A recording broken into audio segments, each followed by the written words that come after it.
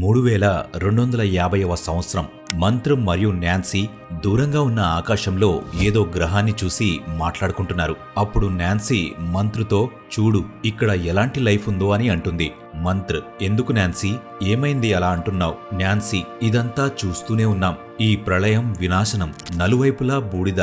ఈ బ్రహ్మాండాన్ని ఈశ్వరుడు ఎంత కష్టపడి నిర్మించాడో, కొన్ని కోట్ల సంవత్సరాల వరకు ఆదరించాడు. కాని ఒక్క క్షణంలోనే పూర్తి విశ్వాన్ని నాశనం చేశాడు. మంత్ర్, లేదు న్యాన్సీ, ఇందులో ఈశ్వరుడు తప్పేం లేదు. ఇది మన పూర్వీకులు చేసిన తప్పు. వాళ్లే డెవలప్మెంట్ పేరుతో పూర్తి ప్రకృతిని నాశనం చేశారు. ఇప్పుడు ప్రకృతి పగ తీర్చుకుంది. ఈ విశ్వాన్ని నామరూపాలు లేకుండా చేసింది. న్యాన్సీ, మంత్రు, నువ్వు చెప్పింది నిజమే, కాని ఇక్కడ మనం మాతృభూమిలో ఉన్నట్టుగా లేదు. మనం ఆ డైమండ్ లాంటి ప్లానెట్లో ఎందుకు ఉండలేం? మంత్ర్, సరిగ్గా చెప్పావు న్యాన్సీ, కానీ మన ప్రజలు చేసిన తప్పు వలన మనం ఇక్కడే నివసించాల్సి ఉంటుంది. న్యాన్సీ, కాని ఇక్కడ నివసిస్తే నాకు జైల్లో నివసించినట్టు అనిపిస్తుంది. మన మాతృగ్రహం సిగ్మా చాలా బాగుంటుంది. అక్కడ ఎంత ఆనందంగా ఉంటుందో కదా. అక్కడ జీవనం, ప్రకృతి అందాలు, ఈశ్వరుడి సౌందర్యం ఉంటాయి. ఎంత మనోహరమైనదో మన గ్రహం. కాని ఇక్కడ చూడు, చాలా దూరం వరకు కూడా ఈ ఎర్రమట్టి తప్ప ఇంకేం కనిపించట్లేదు. నాకు నిజంగానే ఇక్కడ జీవించడం ఇష్టం లేదు. నాకు మళ్ళీ నా చిన్నతనంలో ఎక్కడ జీవించానో, నేను ఎక్కడ పెరిగానో అక్కడికి వెళ్లాలని ఉంది. అందులోనూ నా దేశం అబ్రాడ్కు వెళ్లాలని ఉంది. నా ఊరు, నా వీధులు అని నాకు గుర్తొస్తున్నాయి. మంత్ర, నాకు కూడా అలానే అనిపిస్తుంది. కానీ బోరింగ్ ప్లానెట్ కూడా స్వర్గంలానే ఉంది కదా. ఇక్కడ ఏ ధర్మమూ లేదు, ఏ జాతి లేదు, ఏ దేశమూ లేదు. ఇక్కడ అందరూ కూడా ఒకరి కోసం ఒకరు జీవిస్తారు, ఒకరి కోసం ఒకరు చనిపోవడానికి కూడా సిద్ధంగా ఉన్నారు. ఇలాంటి ప్రజల మధ్య జీవించడం అదృష్టమే కదా న్యాన్సీ. న్యాన్సీ మరియు మంత్ర్ ఒకరికొకరు తెలియదు. కాసేపటి ముందే కలుసుకున్నారు. వాళ్ళు ఈ విచిత్రమైన గ్రహం పైన కలుసుకున్నారు. ఈ గ్రహంలో ఒక విశాలమైన చోట కూర్చుని వీళ్ళిద్దరూ మాట్లాడుకుంటున్నారు. ఎటు చూసినా చాలా దూరం వరకు కూడా ఎర్రమట్టి మాత్రమే కనబడుతుంది. వీళ్ళు తమ భుజాలపై ఒక ఆక్సిజన్ బ్యాగ్ను మోస్తున్నారు. వాళ్ళు ఈ గ్రహంపై ప్రమాదకరమైన వాయువు నుంచి తప్పించుకోవడానికి ఇలా చేసి ఉండవచ్చు.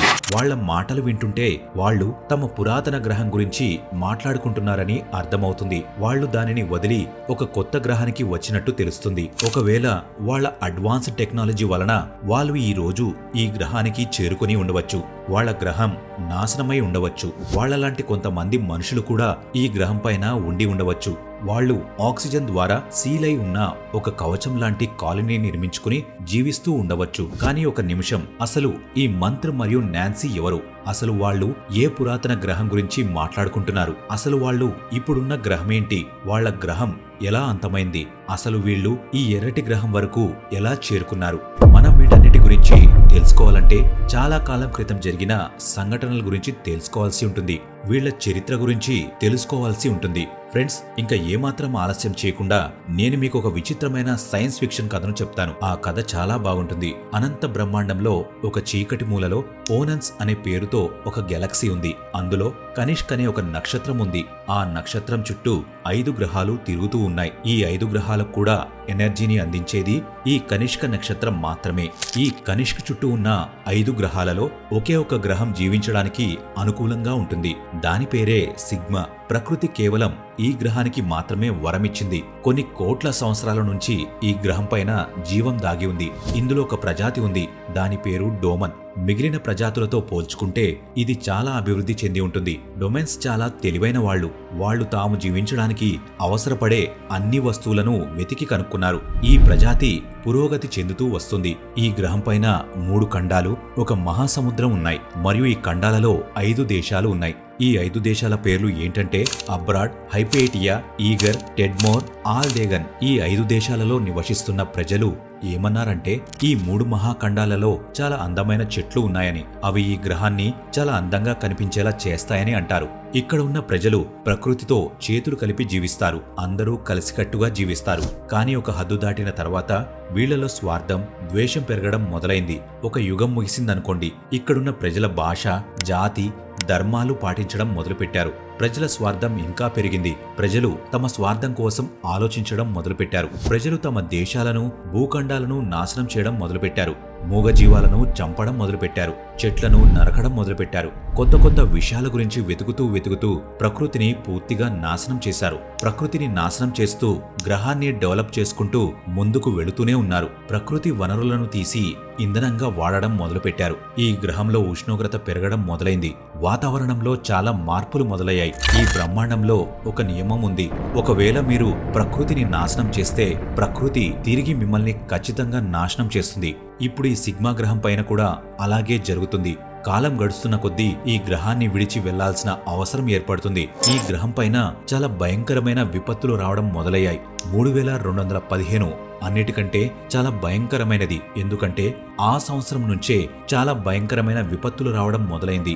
ఆ సంవత్సరం ఈ గ్రహం పైన 10.5 తీవ్రతతో భూకంపం వచ్చింది. ఆ తర్వాత సిగ్మా ప్లానెట్ యొక్క ప్రకృతి ఆ గ్రహం పైన పగ తీర్చుకుంటూనే ఉంది.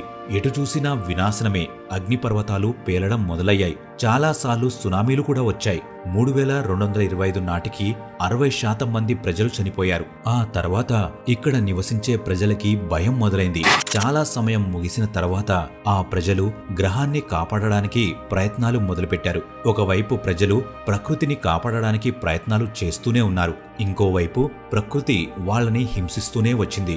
3227 సంవత్సరంలో ఒకే చోట 7 అగ్నిపర్వతాలు ఒకేసారి బద్దలయ్యాయి. గ్రహం యొక్క టెక్టోనిక్ ప్లేట్ మ్యాప్ మారిపోయింది. ఒక మనిషి భయపడితే అతను మతి కోల్పోతాడని అంటుంటారు కదా, సరిగ్గా అలానే జరిగింది.